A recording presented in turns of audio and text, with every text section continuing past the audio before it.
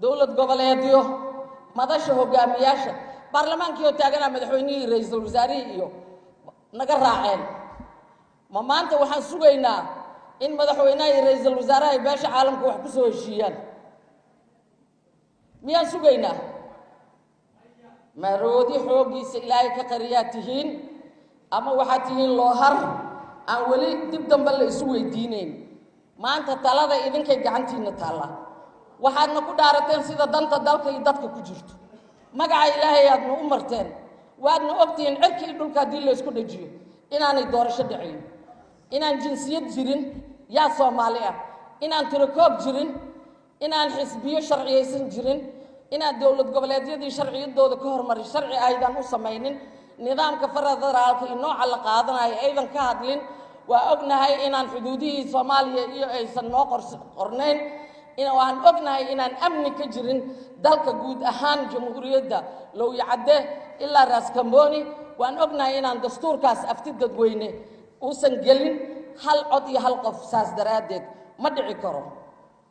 mar hadduusan dhici karin wixii dalka u dhacaya waa inaad u samaysaan fiiri dawladdii imbigaata lagu soo dhisay charterkay ku qornayd ra'iisul wasaare cali maxamed geedi 2 sano iyo bar iskama dhicin wuxuu ku dhacay charterka waxa ku qornaa nidaamka federaalka inuu dalka uga hergeliyo xukuumaddaas 2 sano iyo bar hadday ka hergelin weyso xukuumadda ku xigto ayaa 1 sano iska leh ma waxaynaan qori karin inaan dhahno dalka 5 sano ee soo socota new roadmap new accord muqdisho accord waxaan rabnaa aan ugu magac darno ayay noqonaysaa amniga intaas lagu sugaa federaalka intaas lagu sameeyna tirakoob intaana lagu sameeyna waxa la leeyahay adduunka qaarkiis waxa ka dhacay iyadoon tirakoob jirna doorasho ka dhacday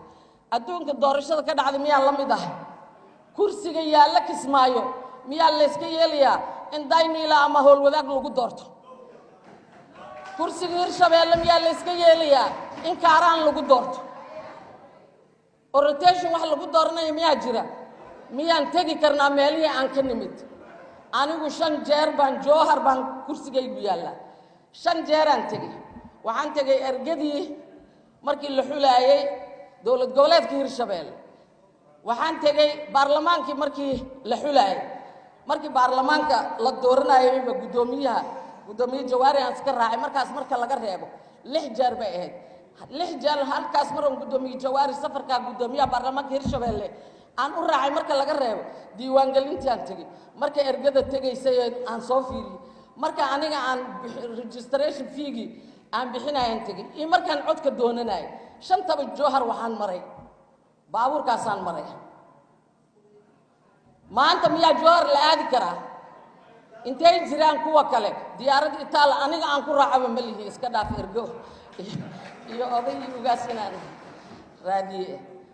waxa la rabaa runta iyo ilka waa la cadeeyaa kitaabka aan marteen inaad ka dhabaysaan maanta inteenaas horta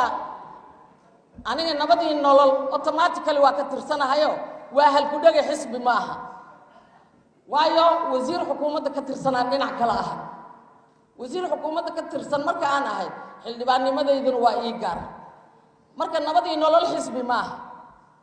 xisbi fulaan iyo nabadii nolol maanta xagga dhiga mucaaridi xagga dhiga waa la idinku kala qaybinaya 276 baan nahay waxaana weheliye 54 intaas ay saaran tahay dalka meeshii laga aadi lahaa maalin dhaweyd waxaan arkay xildhibaano iyo senataro dhahaya madaxweynaha waxaan ka rabnaa meesha la aadaay oday baa waxaa la yiri duubweyna la dhahaa duubweyne wuxuu madaxa ku watay duub Soomaalida dhaqankeedu waa taqaanaan sahay lama qaadan jirin safar maalmo iyo habeenana waa la soo socon jiray odaygii duubweynaha ahaa baa wuxuu tagay reer buu ku hoyday habeenkii waa la soo dhaweeyay waa la sooray markii la sooray waxaa loo diray wuxuu sheegay meesha uu socdo way garanayaan waxay ahayd meel uu habeenka lagu sii hoyanaayo waa la baxay habeenkii subaxina waa la sagootiyay waxa la ogyahay meesha uu sii socdo caawa inuu u hoyanaayo masaafada ay isu jirto meesha uu ka tagay iyo meesha uu hoyanaayo kala bar meeshuu ka soo tegay iyo meeshii kale markay marayaan ayuu wuxuu soo xasuustay koofidii duubka ahayd awgi inuu ka soo tegay asoonba fiirin gadaal ugu soo noqday meeshuu saaka ka soo baxo caawa tegay war maxaa kugu dhacay ma nabad qabtaa maxaa ku helay mayo duubkiyaan ka soo tegay yiri waxaa la yidhi oo ma laba duubaa wadatay maya hal duubaan wato yiri yaa oo kan madaxa kuu saaran markaasuu ogaan xildhibaanada iyo senatarada inta madaxweynaha la kulmaan ama ra'iisul wasaaraha la kulmo intee loo socdaa dhahaya ayagana gacanta ku haya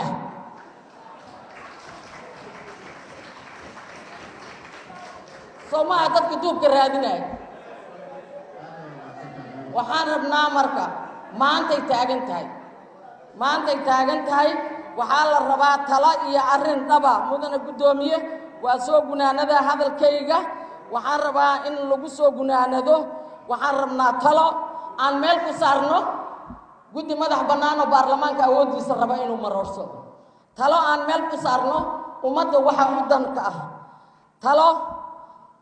aan nala ka sugayaa annagoo ah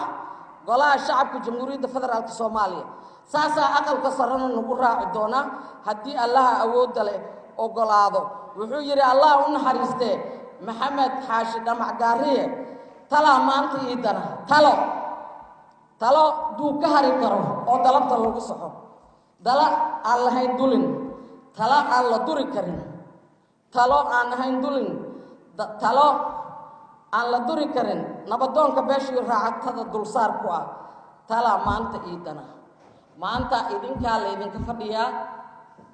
muddo kororsi horey u dhacday duruufta hadday keento waa la kororsanaya